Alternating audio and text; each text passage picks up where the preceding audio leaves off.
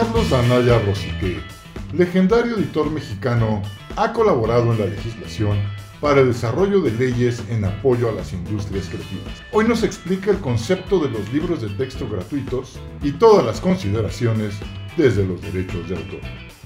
Hola, ¿cómo están? Bienvenidos a una nueva emisión de Entre Firmas, este programa que hacemos semanalmente con mucho gusto y con muchas ganas para hablar de diversos temas que tienen que ver con la creación y con los derechos de los autores, de los y las autoras. Hola, Gastón, ¿cómo estás? Buenos días. Hola, Mafer, buenos días, México, buenas tardes, Europa. Ahora sí tenemos gente por todo el mundo. Un gusto verte, Mafer, y compartir de nuevo este programa de Entre Firmas. Muchas gracias. Hoy tenemos un programa bien interesante y hemos invitado y aceptado la invitación, lo cual agradecemos a Carlos Anaya. Hola, Carlos, bienvenido a este programa. ¿Qué tal? ¿Cómo están? Buenos días. Gracias por la invitación.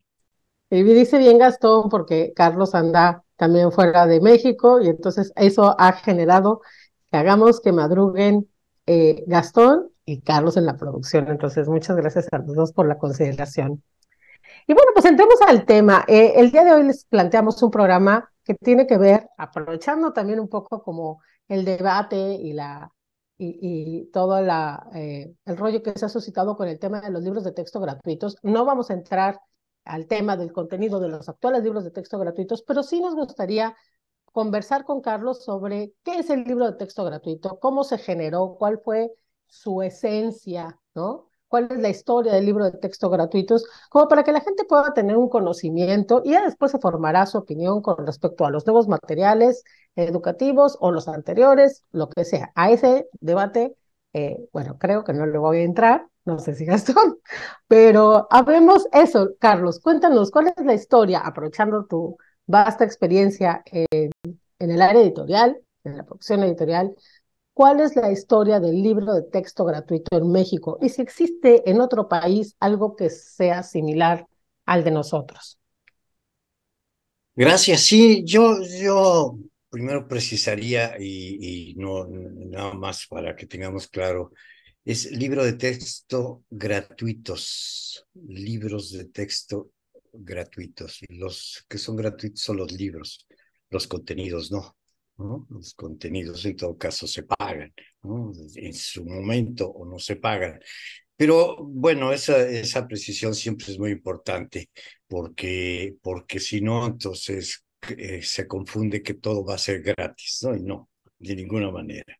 Eh, el libro de texto, los libros de texto gratuitos surgen o se piensa en ellos desde que se piensa la educación pública. Siempre se ha pensado que junto con la enseñanza hay que dar las herramientas para que el aprendizaje sea mucho mejor. En distintas etapas, incluyendo en el siglo XIX, se planteaban cartillas para estudiantes y es en 1921 cuando se constituye la Secretaría de Educación Pública que Vasconcelos plantea libros gratuitos y hace la colección de clásicos para niños y hace una serie de libros que son gratuitos y con eso empieza a trabajarse. Incluso es cuando viene Gabriela Mistral desde Chile y ella apoya también con algunos elementos para la construcción de estos libros de texto. Esto sigue, no es una política generalizada ni cubre todas las materias, era más una enciclopedia que libros por cada materia, era una especie de enciclopedia.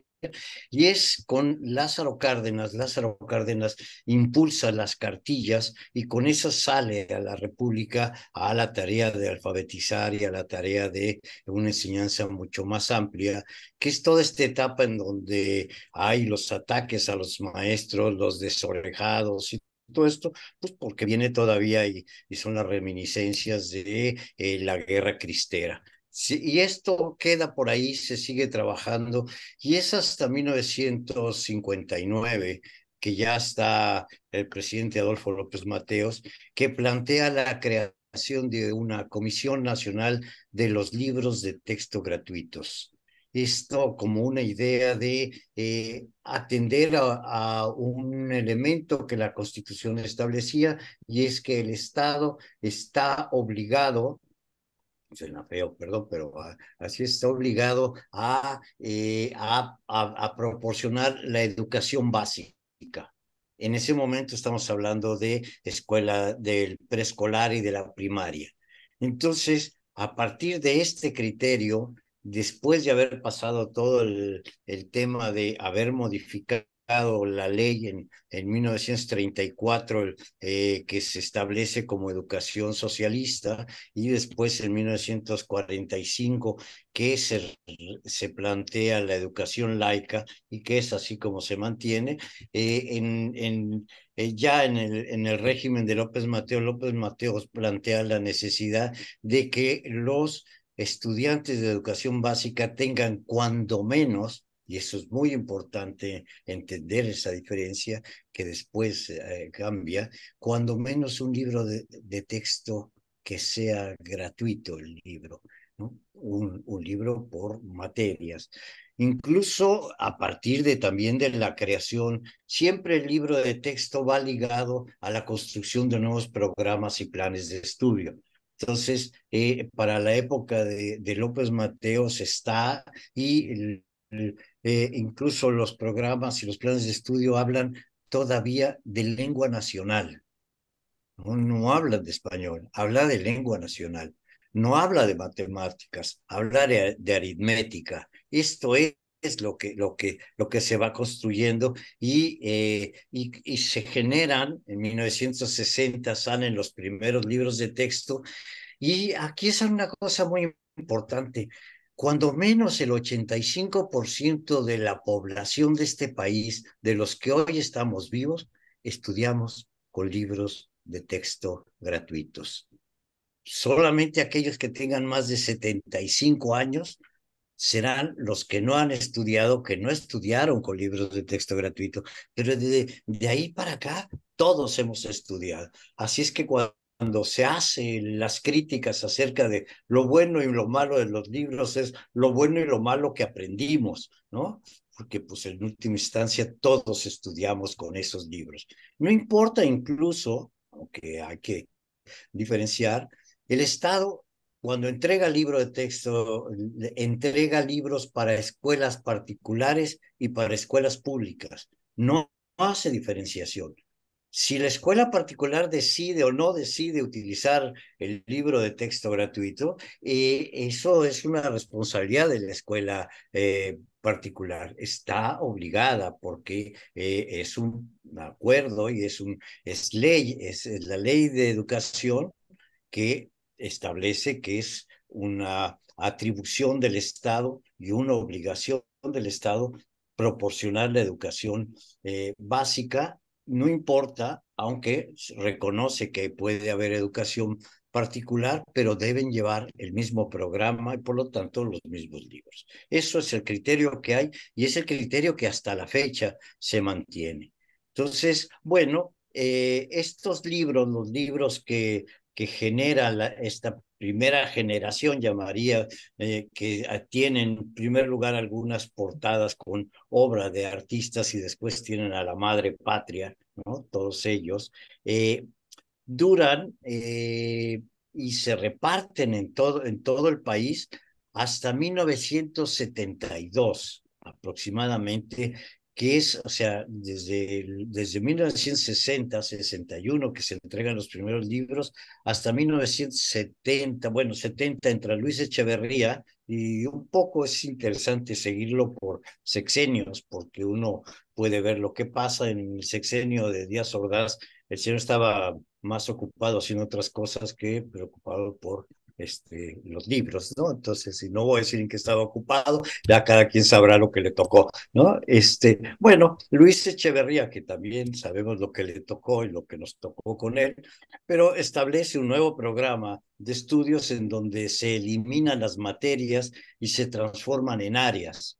Entonces ya no hay de física, química y Biología. biología, sino ciencias naturales. Ya no hay historia, geografía, hay ciencias sociales, o sea, se cambia la educación a que sea por áreas. En la primaria, seguimos hablando con primaria. Sigue porque hasta entonces sigue siendo la educación básica. Este programa, que incluso es el que genera lo que después nos va a provocar a algunos, nos provoca conflicto con los hijos que no saben lo que escribimos, ¿no? Porque nosotros escribíamos la cursiva, ¿no?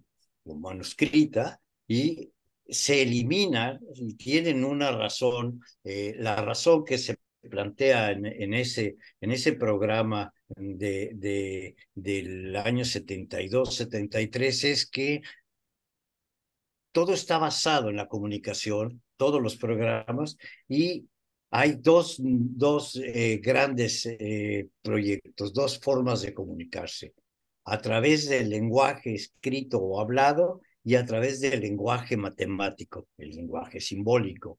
Y entonces, bueno, se enseñan, se cambia y se empieza a enseñar matemáticas y se empieza a enseñar lógica matemática, ¿no? Y por un lado, y por otro lado, se enseña español, ya no lengua nacional, se enseña español, y para escribir se plantea que los niños les sería muy complicado porque tendrían que aprender cuatro formas del lenguaje, que sería la cursiva mayúscula, las cursivas minúsculas, la imprenta mayúscula y la imprenta minúscula, o script, ¿no?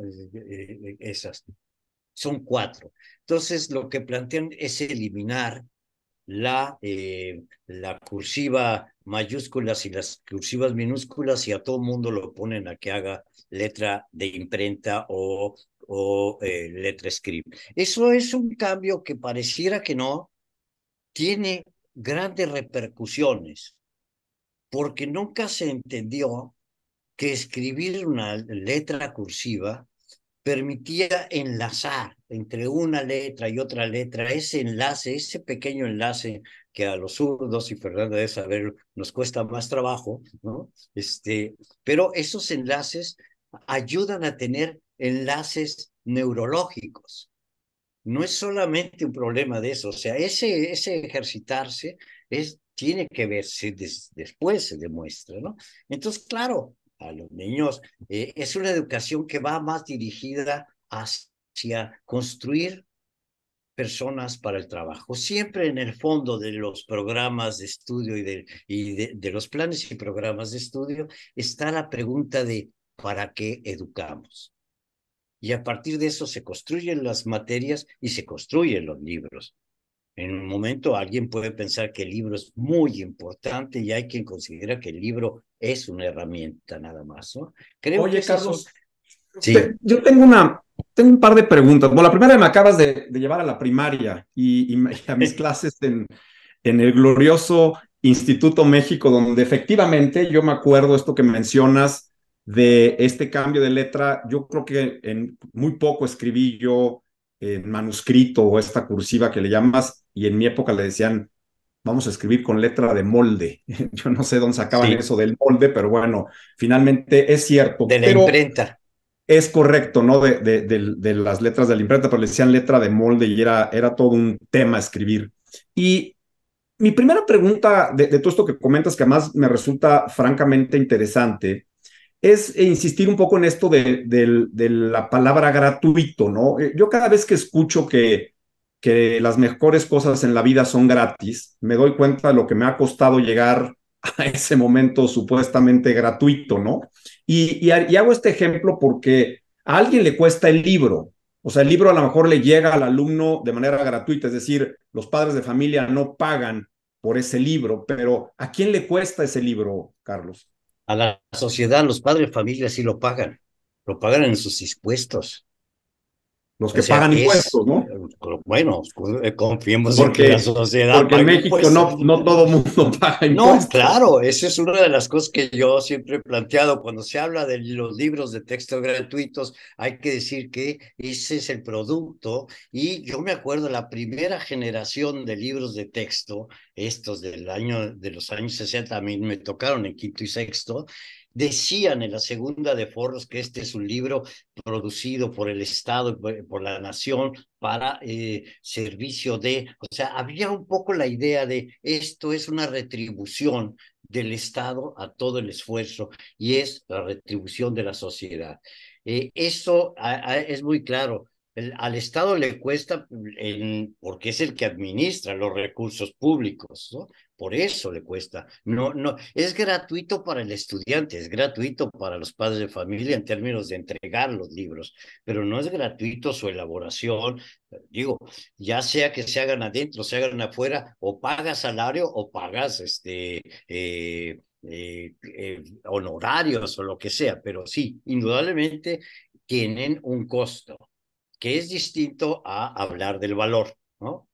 Una cosa es lo que cuesten los libros y quién lo paga, que en este caso es el Estado a través de los impuestos. Entonces, cuando uno habla de si hay que pagar impuestos, sí, pues es que no vemos en qué están gastándose los impuestos. Bueno, pues si tienes hijos, sí los vas a ver cuando tengas que entregarle los libros. Yo me iría, y eso es una locura mía, nomás lo pongo aquí, es que los cuadernos deberían de ser gratuitos.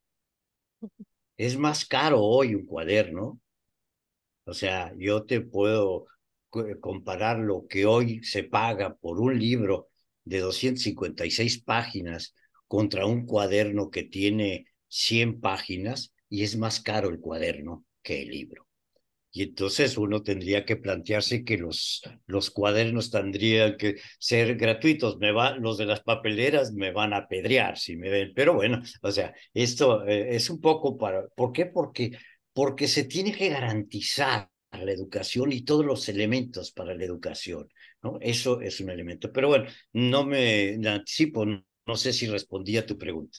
No, no, sí, 100%. Digo, ese es el tema y es un poco entrando a que hay gente que interviene, ¿no? Y alguien tiene que pagar la intervención de toda esa gente que es parte de la elaboración de ese libro. Imprentas, editores, autores, o sea, hay toda una gente que está, inclusive hay fotografías seguramente, hay obras de terceros que se incluyen en los libros y toda esa parte, ¿quién la organiza? ¿Cómo se organiza? ¿Quién contrata? ¿Cómo se hace esto, Carlos? ¿Qué nos puedes platicar de eso? Vámonos, Ha vámonos habido a un corte y regresamos para que Carlos nos conteste cómo se produce un libro de texto o cómo se genera, se realiza un libro de texto.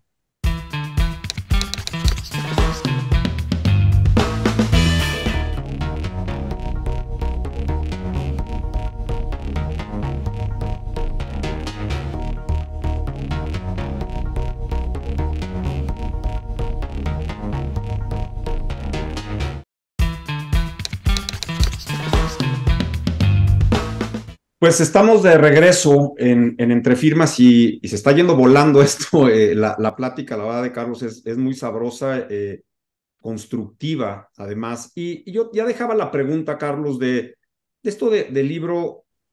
Evidentemente hablábamos de esto de esta parte gratuita que no lo es como tal, porque interviene mucha gente, ¿no? O sea, hay el editor, decíamos, el impresor, autores, textos a lo mejor de terceros, fotos. ¿Cómo es que se logra producir, editar este libro de texto? Bueno, en primer lugar se debe de contar ya con el programa, el plan y programa de estudios. A partir de eso ha habido dos modalidades. La primera, cuando se creó la Comisión Nacional de los Libros de Texto Gratuitos, la comisión era una editorial. Y entonces ahí se construían los textos, se buscaba a los autores, se buscó gente de la sociedad que pudiera aportar y se tuvo la participación de muchos intelectuales que desarrollaron los primeros libros de texto, tanto intelectuales en el área de literatura, ciencias, historia, geografía, como de matemáticas, física, química, biología, todo esto. Bueno, ellos fueron los que construyeron. El editor era la Comisión Nacional de los Libros de Texto Gratuito. Yo podría decir, el editor era Martín Luis Guzmán, que era el presidente de la Comisión Nacional de los Libros de Texto Gratuito. Esto se continúa en el 73, cuando Luis Echeverría modifica programa, establece que hay el libro de texto único y gratuito. Es en el 73 donde se dice no solamente cuando menos un libro de texto gratuito, sino un libro único, ¿no? Entonces, bueno, y lo que no significa que las editoriales no hicieran libros, pero no se llamaban libros de texto, sino libros complementarios, ¿no? Así, y le encontramos a darle vuelta a las cosas, le damos las vueltas. En toda esa primera etapa, a los autores que se contrataban, se les pagaba regalías, ¿no? Se les pagaba. Ya a partir de Luis Echeverría, también se contratan autores, pero ya se bajó otro régimen, incluso la mayor parte era personal interno de la Secretaría de Educación Pública y por lo tanto era parte de su trabajo era eso, se le reconocía el derecho moral, pero pues ya nada más, no era parte de su trabajo, por lo tanto no había ya regalías que repartir. Eso permite también que los costos de los libros puedan bajar. Esto siguió así hasta todo el programa y después viene casi a finales del sexenio de Carlos Salinas, Ernesto Zedillo como secretario de Educación, y hace una convocatoria, esto es muy interesante, hace una convocatoria para autores. A cada autor le va a pagar 500,000 pesos cada libro que se autorice, ¿no? Va a pagarle 500,000 pesos. Ya esos 500,000 pesos no tienen nada que ver con los 500,000 que podríamos pensar ahora, pero tenían que entregar el autor, no editoriales, cuidado, tenía que entregar el libro listo para hacer negativos, ya diseñado, ya formado, ya corregido, ya todo, y era el autor el que lo presentaba. Indudablemente muchos autores pertenecían a algunos editoriales y todas las editoriales apoyaron. Claro, el autor tuvo que pagar de esos 500,000 pesos el diseño, la corrección, las ilustraciones, todo. Al final, al autor no le quedaban más allá de 100,000 pesos. Todo lo demás lo tenía que repartir. Y era un pago único y para siempre. Mientras durara ese libro, no iba a recibir nada más, ¿no? Eso fue lo que sucedió con Ernesto Zedillo, y se hicieron unos libros muy interesantes. Yo, cuando menos a mí siempre me gustó el libro de español de quinto año que tenía ilustraciones de Quino, ¿no? Digo, de Trino, no de Quino, de Trino, y estaban los personajes de Trino, que eran una maravilla, ¿no? Entonces el libro era un libro muy juguetón, muy bien hecho. Entonces, bueno, así fue como se hicieron. A partir de ahí, todos los demás, porque a partir de Salinas y de Cedillo, se vuelve a cambiar programas de estudio y entonces se volvió la carrera de que cada uno de los que era presidente hacía su programa, e incluso si nos descuidábamos hasta dos, que fue el caso de Vicente Fox y el caso de Calderón y el caso de Peña Nieto, que hay en cada sexenio o incluso hasta el final del sexenio. Yo recuerdo que en el 2006, en mayo del 2006, se autorizaron los programas de estudio que iban a entrar y que entraron pues cuando Felipe Calderón fue presidente. Y después en el 2017 se entregaron los programas de Peña Nieto. Entonces, bueno, eso fue, y casi siempre ya en ese momento se contrataba gente o era gente que estaba dentro. Si se contrataba gente, se le pagaba por honorarios una única vez y ya. No hay un pago de derechos por cada vez que se impriman, porque estamos hablando, por ejemplo, pongo el ejemplo de un libro de primero de primaria, se hacen 2,5 millones de ejemplares cada año. Entonces, bueno, pues, y a un costo no mayor a 10 pesos, ¿no? Entonces tendrían que haberle dado, pues, o sea, si fuera el 10%, pues 1 peso por cada libro y de todos modos recibía 2,5 millones el equipo de autores, porque no es un autor, era un equipo de autores, pero lo que se ha acordado es un pago único y es así como ha trabajado. A partir de Zedillo, entra y se vuelve, por cambios en la legislación, la educación básica se desarrolla y pasa a secundaria. La secundaria se vuelve educación básica también. Y a partir de eso se plantea que, por lo tanto, la educación secundaria debe tener libro de textos gratuitos, ¿no? Y entonces es así como encuentra una nueva modalidad, pero es una modalidad que al Estado en ese momento le conviene, y es que haya una diversidad de textos de secundaria. Y esa diversidad de textos, yo lo digo con mucho respeto para todos, porque lo he dicho públicamente, por eso lo digo aquí, es el mismo libro con distintas palabras, porque es un solo programa. Y quienes valoraban, evaluaban y aprobaban los libros, ya no Conalitec dejó de hacerlo a partir de Echeverría, dejó de hacerlo y crearon la Dirección General de Materiales Educativos, que fue la que hizo, y a Conalitec se quedó con un carácter de imprenta solamente. Imprime, encuaderna y distribuye, ¿no? Ya los contenidos ya se hacen en la Secretaría de Educación Pública. Si no sé si no me acuerdo si es con Echeverría o pasa a ser con Miguel de la Madrid. Creo que es con Miguel de la Madrid. Todavía el último director que fue presidente se apellidaba Elías Calles, ¿no? Entonces, no era Plutarco, por supuesto, pero era de la familia. Entonces, a partir de ahí, se hacen incluso los libros de primaria, se siguen haciendo y cada sexenio se van modificando, porque cada sexenio hay nuevos planes y programas. Lo que uno dice, ¿y cuándo van a terminar los niños con un solo programa, no? Entonces hay un momento en el que hay hasta 3 programas distintos para los distintos estudiantes. Perdón, Carlos, que te interrumpa. Eso quiere decir que, por ejemplo, un niño que entra en primaria con un programa, puede ser que en cuarto de primaria le cambien el programa y quinto y sexto termine con otro programa de estudio que no tiene relación probablemente con el que empezó. Esa es una de las posibilidades. La otra es que estén coexistiendo programas, depende de las escuelas y las zonas, que coexistan los programas. Entonces, un niño que entró con el programa en 1998, voy a una fecha cualquiera, termina hasta la secundaria con ese programa que se creó en aquel momento, ¿no? Pero eso no necesariamente sucede así.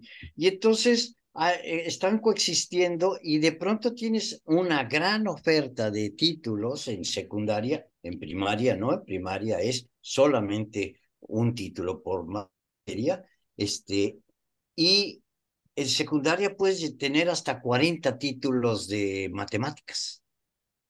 Y voy a decirlo otra vez, 40 títulos que son lo mismo.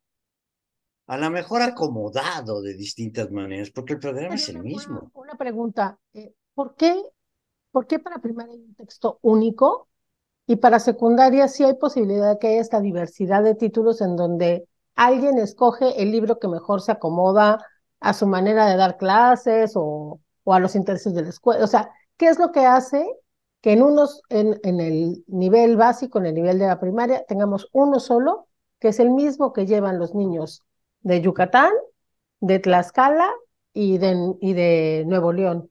Y en cambio en secundaria sí puede haber diferentes materiales con los que se estudie. Uno de los criterios que originan de por qué tener un libro de texto único es el objetivo de la educación. Y cuando se construye en 1960, 1950, 59 a 63, cuando se construye, la idea es la necesidad de construir la idea de nación. Que los que están en Tijuana y los que están en Chetumal tengan la misma visión, ¿no? Necesitamos constituir nación. ¿Por qué? Pues porque había un divorcio y quién sabe quién aprendía qué. Era necesario la idea. El libro de texto en su momento juega ese papel. Hay toda la geografía, toda la idea de heroicidad, de historia y todo, se enseña en Baja California igual que se enseña en aquel entonces el territorio de Quintana Roo. O sea, todo. Esta es la idea que hay.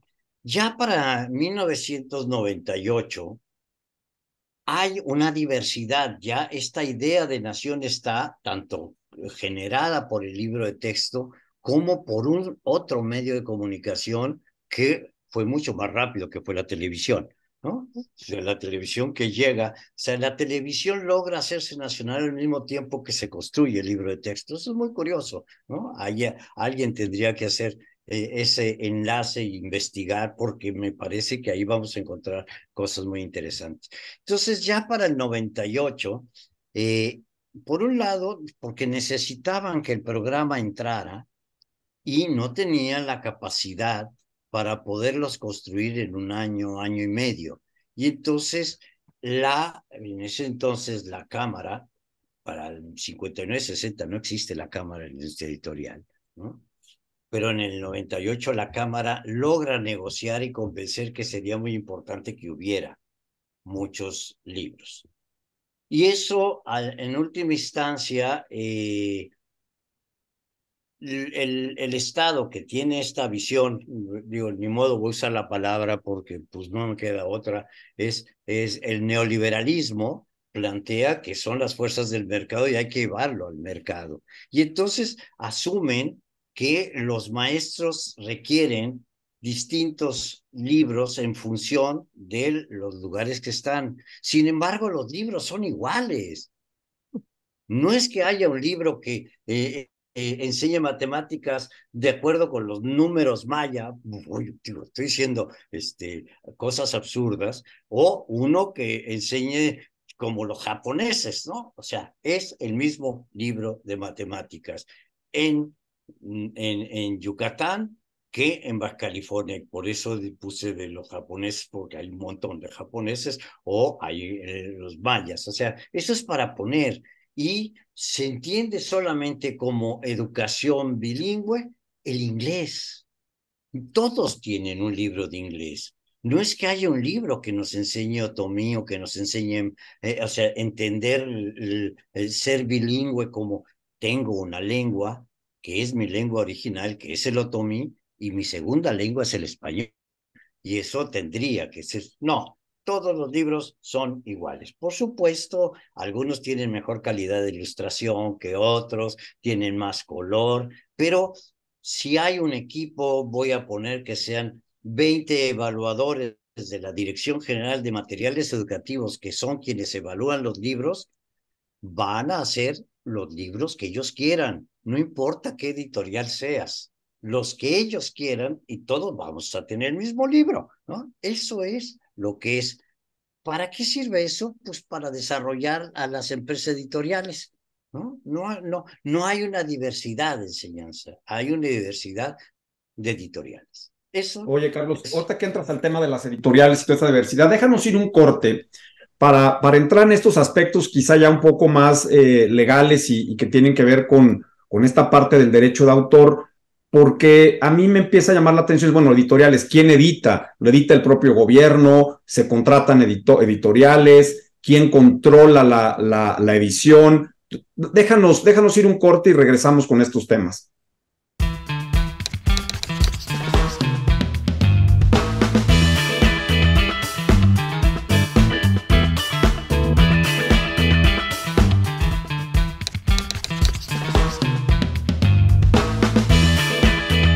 Pues ya estamos de vuelta y por favor no se les olvide de Francia, denos like, ¿no? Acompáñenos, díganos qué les gusta, qué no les gusta, qué más temas quisieran que abordáramos en estos programas de Entre Firmas, y compartan. Ya estamos aquí, estamos en Spotify. Y Gastón, tú tenías ahí una pregunta, va.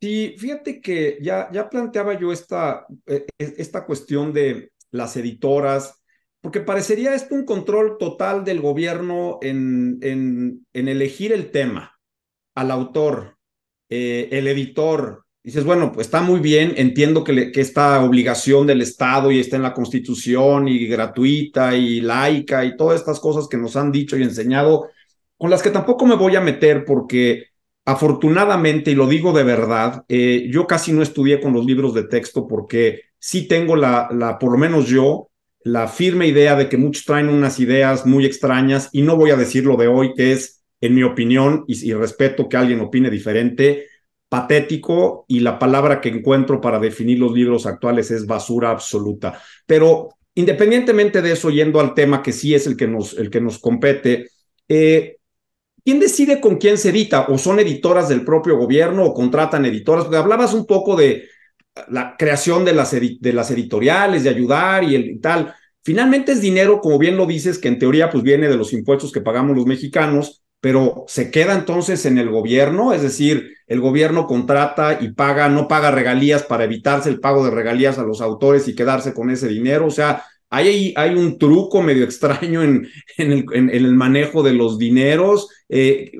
No estoy entendiendo eso muy bien, Carlos. Ayúdame a entenderlo, por favor. Claro, bueno, en primer lugar te digo, si quieres te mando los libros de texto para que veas que no son basura, ¿eh? Eso es lo primero que te diría. Estoy Los voy a leer completamente con gusto, pero convencido. no voy a Claro, cambiar mi opinión. yo estoy seguro que lo vas a cambiar, estoy No. convencido de eso. Pero bueno, eso me parece porque ese es el tema hoy, ¿no? ¿Para qué estamos educando? Ese sigue siendo, por eso siempre la pregunta ha sido, ¿qué queremos construir? Y hoy lo que se quiere es construir personas críticas, ciudadanos críticos que sean capaces de enfrentar y enfrentarse al propio poder y no seguir como años y años estuvo. Pero bueno, ese no es el tema que vamos a entrarle. ¿Cómo se decide? Bueno, la primaria sigue siendo, es una cuestión que la Dirección General de Materiales Educativos, con su personal, con los pedagogos, con todo el equipo especializado y técnicos que tienen y profesionales que tienen, y estamos hablando de gente muy seria, construye los libros. Yo dije que en secundaria no tenían tiempo y tenían que entregar los libros de secundaria antes de que se terminara el sexenio de Cedillo. Y entonces lo que hacen, alguien vende la idea, que pues suena muy bonita, que sean las editoriales integradas en la Cámara Nacional de la Industria Editorial, especializadas en libros de texto, libros educativos, las que puedan crearlo a partir del programa, porque todos lo hacían, ¿no? La secundaria era abierta, era libre, se vendía en el mercado y había editores que hacían esos libros para el mercado, ¿no? Y entonces lo que se hace es, ok, ahora van a hacerlo de acuerdo, y de todos modos se tenían que presentar los libros y los libros se emitía una lista y se decía, estos son los libros que fueron aprobados. Cada editorial invertía su dinero y se arriesgaba, ¿no? Como es la edición de cualquier otra cosa, arriesgaba su capital y a la hora de vender recuperaba. Una vez que el Estado decide, ok, la educación básica, secundaria es básica y soy yo, bueno, pues entonces te voy a comprar a ti directamente, a ti editor, 32 editoriales que producen libro de texto, a ti te voy a comprar. Pues a partir del programa me tienes que presentar, yo voy a evaluar, yo te voy a decir si sí, tienes que seguir el programa a pie juntillas, tú contratas a los autores y aquí hay dos modalidades. Hay empresas que hacen un pago único una vez y nunca más, y hay empresas que pagan regalías cada que el libro se imprime. Por lo tanto, si el libro va a durar 10 años, pues durante los 10 años les pagarán regalías de lo que se venda, ¿no? Y el otro modelo es, te doy una cantidad que puede sonar muy grandota, 1,000,000 de pesos, y y ya no te vuelvo a pagar nada. Y bueno, esa editorial que le pagó a un autor 1,000,000 de pesos, el primer año vende 400,000 ejemplares, ¿no? creo que con eso ya recuperó todo lo que podía haber sido, ¿no? Y lo que hace después, en un primer momento, es a partir del número de páginas que tenía y de las páginas en colores, el primer ejercicio, se determina cuál es el precio que tiene, el costo que tiene el libro, y ese es el que paga con Alite. A partir de 2002 se establece un valor, un factor multiplicador. Y entonces el Estado dice, sobre el costo de producción, es decir, sobre lo que te costó producir el libro, yo te voy a pagar un 1, o sea, un 100, o sea, es 1 más 1, son 2. Te voy a dar 15% de utilidad. Yo defino que tienes un 15% de utilidad, es decir, 30 centavos, si tenías 2 más 30 centavos, y te voy a pagar el 10% de regalías, es decir, 23 centavos. Y el factor multiplicador se convierte en 2.53. Entonces, tu costo de producción era de 10 pesos, lo multiplicas por 2.53 y es lo que el Estado te va a pagar. Pero es el costo que está, claro, ¿Ese se pago, ese compara pago es al editor o a los autores? al editor al editor y el editor le paga al autor, porque el autor es del editorial, firma contrato con la editorial, no con el Estado. No con el Estado. Entonces, los No, derechos de autor los tiene el editorial, no el Estado. los tiene la editorial, no el Estado. Ah, pues eso De está hecho, complicado. Y eso no, es muy curioso porque eso le permite al editor que, y voy a poner, y lo voy a decir así, Sí, sí. no estoy hablando mal de nadie, por favor, pero No, no. vamos a suponer que este libro que costó 2.53, es decir, se lo van a comprar en 25 pesos con 30 centavos, porque costó 10 pesos la producción. Ese mismo libro, las editoriales lo venden en el mercado privado en 255 pesos, 253 si quieres. a ¿Sí ver, me pero explico ya lo la entendí, ya lo diferencia? entendí. Si es un libro Pero si es el libro exacto de texto gratuito, gratuito, pues no lo venden ¿cómo lo así, Sí, ¿no? venden? pero el acuerdo fue, yo te compro lo que es para escuelas públicas, yo te dejo el mercado privado, Pero ¿a poco venden el libro de texto gratuito? pero no es que no es gratuito, en los que se venden es el mismo libro, pero no es gratuito, se Pero es lo que es venden a secundaria, las... Gastón, es Es Ya, secundaria. secundario. pero dime qué secundaria privada compra esos libros. Todas. Muchas. ¿Por Dime qué qué si, colegio, el Colegio no, México. pero si te lo tendría que dar el gobierno gratuito, ¿por qué vas a ir a pagar por él? No te lo da el libro Pues de si la secundaria. secundaria sigue siendo Perdón. educación básica. Sí, Pero, pero ese fue el acuerdo. Hasta este sexenio es que los libros de texto de secundaria también son para las escuelas particulares. No lo tienen que pagar.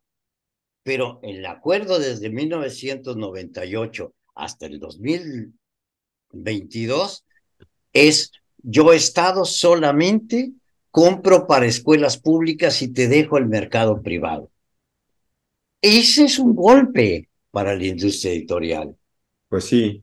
Pero a te ver, digo entonces, además, el libro de texto, perdón, Carlos, no es para aclarar. El libro de texto gratuito de secundaria era gratuito para las escuelas públicas, no para las escuelas exactamente, particulares. Entonces, por exactamente. ejemplo, el mismo libro que seleccionaban, que producía, voy a decir, Trillas o Santillana o cualquiera de ellas, lo compraba el Estado para la escuela pública, Hijos de la Revolución, para los niños de esa escuela pública de secundaria. Pero si ese libro lo querían utilizar en el colegio Maddox, a ese lo tenían que comprar y el papá lo tenía que pagar al precio que establece la editorial. ¿Eso es así? Sí, así Pero es el mismo libro es el mismo libro. y Y lo eso produce la fue, editorial. Y los derechos, que eso, ese es el punto interesante aquí, los derechos los tiene la la editorial. editorial. Pero eso es interesante. Eso fue el acuerdo que se hizo en 1998 entre el Estado y los editores, y que para venderlo en primer lugar era solamente para zonas marginadas. Cuando sube Fox a la presidencia, Vicente Fox decide que es para todas las escuelas públicas, públicas. Y Fox deja que sean las privadas, sigan las empresas editoriales. Y eso es lo que queda durante el sexenio de Fox, el sexenio de Calderón, el sexenio de Peña y los 4 primeros años de este sexenio, porque se estaban elaborando los nuevos libros, ¿no? Pero hoy que hay nuevos libros, todos son gratuitos. No hay, las editoriales ya no van a vender libros, ya no van a producir libros de texto para educación secundaria, porque lo está haciendo el Estado, todo, porque tiene los equipos para hacerlo, ¿no? Entonces, esas son las modalidades que ha habido. Ustedes ya no van a contratar editoras, van a editarlo en el gobierno. Ya los editaron. O sea, quitaron a toda la industria editorial de ese beneficio que tenían. Quitaron en beneficio de la sociedad. Pero del libro de texto, ¿cierto? Estamos Sí. hablando solamente del Sí, Solo del libro de texto, o sea, la industria editorial sigue participando en proyectos que tienen con el Estado como bibliotecas de aula, bibliotecas magisteriales, bibliotecas escolares, programa nacional de inglés. Eso, la industria editorial sigue trabajando todo eso, pero lo que toma el Estado dice es mi atribución, es por ley, es la educación básica y yo voy a hacerlo y tengo muy claro que si hago secundaria también voy a hacer para escuelas particulares porque no puedo discriminar. Digo, de alguna manera estás teniendo una discriminación inversa, ¿no? Pero eso es lo que hoy se está planteando. Ahora, en el rubro de los derechos, netamente, cuando hablamos de libro de texto gratuitos de primaria, los derechos son del Estado porque es el que produce los libros y Sí. contrata ya sea que sean personal de la propia secretaría o que contraten como obra por encargo a los autores para la creación de esos libros. Y cuando hablo de autores también hablo de los De ilustradores, ilustradores, ¿no? claro. Entonces, En, ¿esos en, autores ceden los derechos ceden los derechos. o Tienen firman contratos de obra por encargo? ¿Qué es lo que No, hacen? ceden derechos, tienen el derecho moral, el derecho patrimonial lo ceden. Y el caso de los ilustradores, tanto el Estado como la iniciativa privada, solamente, y siempre ha sido así, hacen un pago único, ¿no? O sea, yo te contrato la ilustración, te doy un pago único y pues Dios te bendiga, ¿no? Eso siempre ha sido así. Quizá alguna editorial tiene el modelo de sí te voy a pagar, te reconozco autor y te voy a pagar también dentro de este proyecto y el 10% que tienes que ser derecho de autor, entonces lo vas a tener que combinar con lo que le pagas al autor y lo que le pagas al ilustrador, porque tú pagas por libro, ¿no? Tú pagas por el 10% por libro, no 10% para cada uno. Entonces, esas son las modalidades que hoy hay.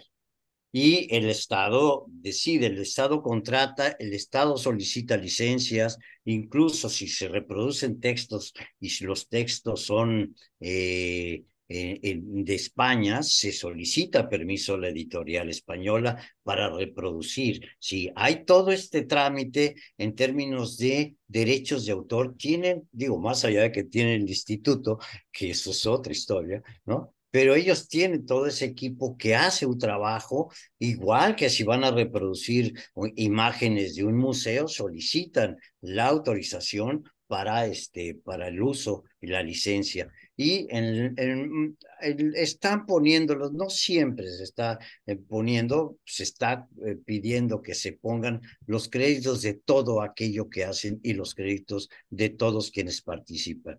Pero hoy puedo decirles que los libros de texto tienen de pronto 20 autores y tienen ilustradores.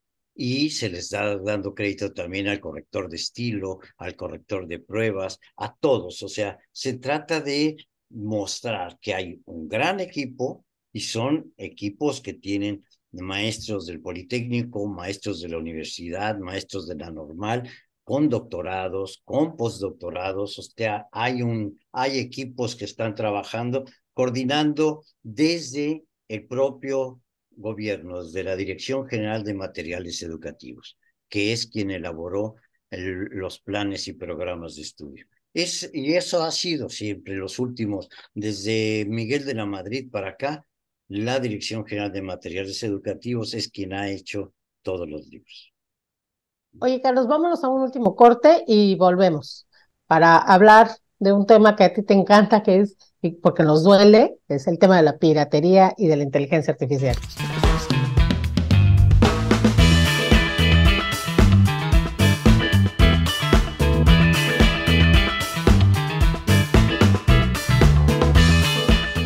Pues ya estamos aquí de vuelta en la última sección de este programa y quiero ponerte en la mesa, y yo sé que ese es un tema largo, que duele, pero a ver, Carlos, hablemos del tema de la piratería de los libros. ¿Es realmente tan mala, eh, tan escandaloso el tema como de repente se comenta, como puede pasar con la música, como puede pasar con la piratería de videojuegos? ¿Qué pasa con la piratería en la industria editorial? Es cierto, ¿no? Y otro tema que también va ligado porque es una conducta ilegal, ¿qué pasa con la reprografía, con la fotocopia de los libros? ¿Cuál de las dos hacen más daño a la industria? ¿Cuál de las dos le hacen más daño al autor? Pues, en todo caso, las dos le hacen daño al autor. Yo, en principio, querría decir que la piratería tiene una razón que no es precisamente culpa del que compra el libro pirata. Es culpa de la propia industria editorial, de la industria librera, del sector librero, de las bibliotecas, de la distribución. Hay una demanda suprimida. De pronto hay zonas donde no hay una sola librería y la gente tiene que leer. La gente sí quiere leer. Y cuando no tenemos librerías y no tenemos bibliotecas, estamos castigando y alejando de la cultura a la gente, ¿no? No, eso no significa que uno debe justificar la piratería, pero sí entenderla, cuáles son las razones, ¿no? Y eso es realmente lamentable, porque vas, en la medida en que no tienes librerías, hay 1.590 librerías en un territorio de 2 millones de kilómetros cuadrados, de los cuales tienes 450 librerías en la Ciudad de México, así es que imagínate todo lo que tienes en el país, nada. Ese dato repítelo. ¿Cuántas librerías hay en el país? 1.590, de las cuales 450 están en la Ciudad de México. Quiere decir que Una tercera 1.500, parte, más o sí, menos, de y las librerías. hay municipios sin librerías. Hay municipios sin librerías y hay municipios sin bibliotecas o municipios con bibliotecas pero sin libros, ¿no? Que sirven solamente para hacer la tarea porque están los libros de texto, pero nada más, ¿no? Entonces, el gran tema es esto: ¿cómo resolvemos en un territorio tan extenso? Pensemos nada más que la distancia que tenemos entre la Ciudad de México y Tijuana, que son 3.000 kilómetros, es la distancia que tienes entre Madrid y Moscú. Bueno, nada más piensa cuántos países hay en medio, ¿no? O sea, eso es como para darte cuenta la dimensión del problema que hay y que indudablemente eso provoca, y hay siempre en el camino quien se puede aprovechar. Si hay una demanda suprimida, que quiere decir, hay una demanda, pero no hay quien atienda, siempre vas a encontrar, es como, no hay espacios vacíos. La ley de física te dice, hay algo que lo ocupa, ¿no? Entonces lo ocupa alguien, ya sea el crimen organizado, porque de pronto también interviene, ya sea comunidades que deciden, que publican y que no tienen una conciencia. Y es muy ligado eso también al tema de la reprografía. Bueno, los estudiantes de pronto no tienen recursos para comprar un libro de química, que es costosísimo porque la investigación y todo eso fue carísima, y no tienen manera. Y no es encontrado, y bueno, tú y yo vivimos esas historias de ver si los vendíamos como fascículos, como capítulos, Ujú, como ujú. separatas y cosas de estas, y no se ha podido encontrar un modelo cuando lo hay, pero las editoriales y las mismas organizaciones no se tienen confianza. Yo recuerdo, por supuesto que sale carísimo, pero había una máquina que se llamaba Espresso Book Machine, que te decía, y por eso se llamaba Espresso Book Machine, porque es tómate un café expreso en lo que te imprimo tu libro. Y eso significaba que vía WeTransfer, la editorial te mandaba a tu máquina el texto, lo imprimías y se lo entregabas. Pero hay esta desconfianza todavía entre editoriales y libreros y todo esto, como para que, híjole, si te lo mando y no me pagas, cuando la gestión ahí mismo estaba y el dinero se repartía de inmediato. Pero en fin, son de esas cosas que hay para poder abatir. El tema es cuando las propias universidades solo se preocupan, bueno, ya hacen bien en preocuparse por sus estudiantes, pero no piensan que están haciendo un daño y entonces deciden que en la biblioteca ponen fotocopiadoras, ¿no? Ujú, Y entonces los estudiantes van a fotocopiar. Antes de que existieran las fotocopiadoras, uno iba a la biblioteca y transcribía y escribía y escribía. Después vinieron las fotografías y uno tomaba fotos. Hoy pues, se digitalizan, se fotocopian y se acabó. Esos son cosas que existen. ¿Cómo podemos solucionarlo? Es en la medida en que cada uno pueda aportar elementos para la solución en función del espacio en donde está y teniendo, por otra parte, pensando que el gran canal de distribución de las editoriales, igual que el gran canal de los laboratorios son las farmacias, el gran canal de distribución de las editoriales son las librerías. Eso es así, o sea, yo no veo laboratorios que vendan en otro lado, venden en farmacias, o lo que ujú, hay en un supermercado le llaman farmacia en donde lo venden, ¿no?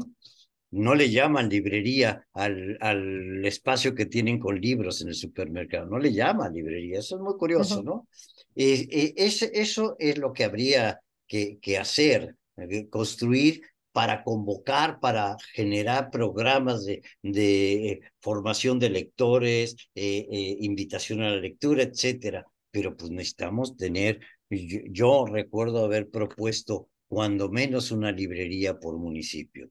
2.420 librerías, pero en una por municipio. Si hay la que tiene 450, bueno, ya llegamos a 3.000 librerías, ¿no?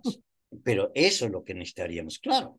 No sale barato y las editoriales tienen que arriesgar y apoyar y decir, va mi fondo a un año, año y medio, yo no sé, cosas de estas, para que la librería informar el tema de la formación de libreros y la formación de editores.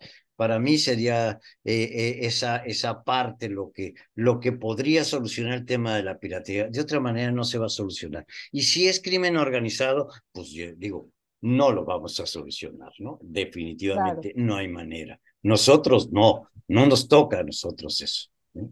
claro. Oye, Carlos, bueno, un poco para cerrar este programa, pues mucho se ha discutido del tema de el uso de las inteligencias artificiales que ya está aquí y que para los autores es como un reto, pero en realidad ven la posibilidad de la precarización de su trabajo porque suponen o presumen que algunos editores se van a ahorrar la contratación de autores o la contratación de ilustradores o la contratación de traductores a partir de utilizar inteligencias artificiales. ¿Tú qué opinas? ¿Esto realmente es cierto? ¿Sí los van a contratar? O sea, ¿hay un riesgo ahí para los creadores? ¿O más bien es como el uy, uy, uy, pero, pero no va a pasar, ¿no? Yo, ¿Qué piensas en tu experiencia? mira, voy a hacer una analogía. Yo siempre cuando doy clase, y doy clases de cosas medias feas, ¿no? De gestión y cálculo y cosas de estas, feas porque a nadie le gustan. Y mi primera pregunta es, ¿quién sabe álgebra? Y todo el mundo se agacha, ¿no? O sea, nadie sabe álgebra. Y después pregunto, ¿quién sabe regla de tres? Y la mayoría sabe regla de tres. Y eso es álgebra. Ajá. Eso es álgebra. Simple, lo más simple, con una incógnita, pero eso es álgebra. Entonces sí sabes álgebra. Simplemente nos asustan las palabras. Y este es el caso de inteligencia artificial. Indudablemente es una herramienta muy potente, no es una herramienta que no va a crear, va a recrear, que es distinto. No crea. Okay. Hay alguien que si no quieres llamarle autor, le vas a llamar ingeniero en sistemas, ingeniero en inteligencia artificial. Para empezar, yo dudaría en llamarle inteligencia, ¿no? O sea, yo como que para mí la inteligencia, más allá de las inteligencias múltiples y esto, ya ahora tenemos que agregar la artificial, yo creo que no. Pero bueno, son herramientas, son algoritmos que o sea, si yo le meto basura, si yo le pido basura, me va a dar basura. Si yo le pido, no sabe discriminar. La inteligencia artificial te va a generar algo, un texto que aparentemente es coherente. Cuando uno empieza a revisarlo, te das cuenta de que tiene unas barbaridades que dices, no, no hay manera, no hay posibilidad. Podrá tener todo el conocimiento que cada uno le va aportando. No tiene esa capacidad humana de relacionar o incluso no tiene esa capacidad del ser humano del libre albedrío, que hace que el conductismo no funcione. Porque de pronto hay alguien que dice que ya lo metieron en la rueda y está, cada que suena la campana y empieza a correr, hay alguien que tiene artritis y no corre y se da cuenta que no pasó nada, que no hay ni para qué correr, ¿no? Eso se llama libre albedrío en su última instancia y eso es lo que yo creo de inteligencia artificial. Ahora, sí hay peligros. Hay peligros de que el editor sienta que puede escribir una novela porque le da 5 elementos y que puede ser que contrate uno de los que era su autor y que ya no le va a llamar autor y que ya no le va a pagar regalías, sino le va a pagar un salario y va a construir una novela porque va a meterle violencia, va a meterle sangre, va a meterle sexo, va a meterle los elementos que tienen hoy las novelas, que además tenga la posibilidad de convertirse en un guión para ponerlo en Netflix, ¿no? O en otra plataforma. Ya no le va a reconocer como autor. Ese es el pleito que hay que tener. Pero la inteligencia artificial no es autor. Los editores, y eso es lo que hay que hacer, tienen razón los autores cuando dicen se va a precarizar el trabajo. Sí, sí, sí, pero ese es o sea, al final los autores se tienen que organizar en serio. Claro, Dejar a un lado claro. el ego, porque, bueno, estamos llenos de ego. Digo, y cuando digo En estamos los es, gremios. yo también me asumo, ¿no? Y para poder hacer otra cosa y luchar por eso. Sí hay riesgos. Ahora que veía ayer en televisión, aquí en España, muy curioso cómo la inteligencia artificial modifica y le hacen decir a Pedro Sánchez lo contrario. Él dice que a Rubiales hay que correrlo. Y entonces reproducen su voz y él dice que no hay ninguna razón para correr a Rubiales, ¿no? O sea, pero también a Feijó le hacen decir una barbaridad también, o sea, y eso sí es más arriesgado, Claro, porque es la voz, ¿no? claro. Y entonces, híjole, no vamos a saber quién dijo qué. Aquí yo creo que sí vamos a saber lo que yo dije, ¿no? Este, Sí, bueno, pe- ese es todo un tema y también los locutores los comentaristas están muy claro, preocupados por además los actores, por el uso de de su de imagen, sus rasgos, de su imagen, ¿no? Oye, pues yo sí. te quiero agradecer, la verdad es que este programa ha estado muy sabroso y no me quiero salir, no te quiero dejar ir sin que mandes un mensaje sobre, ya lo dijiste al principio, hay mucha gente que tiene responsabilidad con respecto a la piratería, pero que ese es mi gran motivo de vida. ¿Cómo hacemos entender a la gente común y silvestre que los libros, que la música, que la obra pictórica, que la obra audiovisual tiene un autor y que ese autor merece vivir dignamente de su trabajo? Por lo tanto, si podemos adquirirlos de manera legal, hagámoslo. Tú que eres editor, seguramente has padecido el tema de la reprografía y de la piratería. ¿Qué le dirías a la gente para que nos ayude a sensibilizarse con respecto al respeto al derecho de los autores? Yo creo que lo más importante es pensar en el otro, en la otra, en la existencia de alguien a más de uno, y no satisfacer mi propia necesidad, sino entender cómo al final son las necesidades de la colectividad, de los editores, libreros, los lectores, autores, los que tenemos para... ¿Por qué? Porque es muy difícil explicarlo, y sobre todo cuando te encuentras a alguien. Pero lo único que sucede es que cuando tú empiezas a comprar piratería, lo que estás haciendo es que haya menos posibilidad de reinversión para poder hacer otros libros, ¿no? Eso es de las cosas. Y son lo que no creo que haya que hacer es condenar. Lo que no creo que haya que hacer, como lo están haciendo con el plagio, mandar al paredón a alguien, sino porque eso no va a resolverlo. De pronto, el tema de los plagiarios tiene que ver más con posiciones políticas o intelectuales que con hechos reales. Y tenemos ejemplos, no de ahora, sino anteriores, ¿no?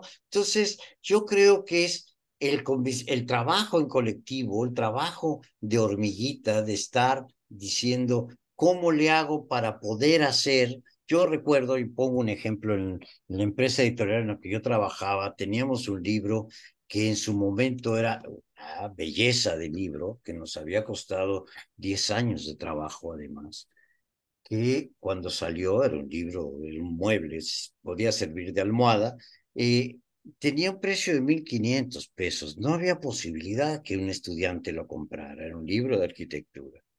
Sin embargo, lo que hicimos fue dividirlo en fascículos, en libros, en 6 libros, que cada uno de esos libros costaba 150 pesos. Aquel era pasta dura y todo, que sí, pues se los vendemos a los despachos de arquitectos, entonces puede ser que sí tengan dinero. Pero a los estudiantes, pues le vendes y compra el libro que necesita, no tiene que comprar la obra completa, compra los libros del tema que está abordando. Y eso logramos que fuera un éxito. Esas son las cosas. Los editores necesitamos ser creativos para poder entender, y eso significa entender el mercado en el que estamos, y no solamente pensar que tenemos que vender. Queremos darle las gracias a Carlos. La verdad estuvo súper interesante este programa. Muchísimas gracias, Carlos, por acompañarnos en esta sesión de Entre Firmas. No, yo con mucho gusto las veces que sea necesario, si los confundo más, está bien, qué bueno, me da mucho gusto. Gastón, como siempre, un gusto compartir contigo. No, gracias, gracias, Mafer, gracias, Carlos. Gracias por confundirnos, porque nos haces pensar muchas cosas y creo que eso es bien importante y es algo que hacemos poco. Creo que vale la pena ponernos a pensar y cuestionarnos este tipo de temas. Muchas gracias y gran programa. A la orden, gracias, Gastón. Nos vemos en la próxima emisión. Hasta luego.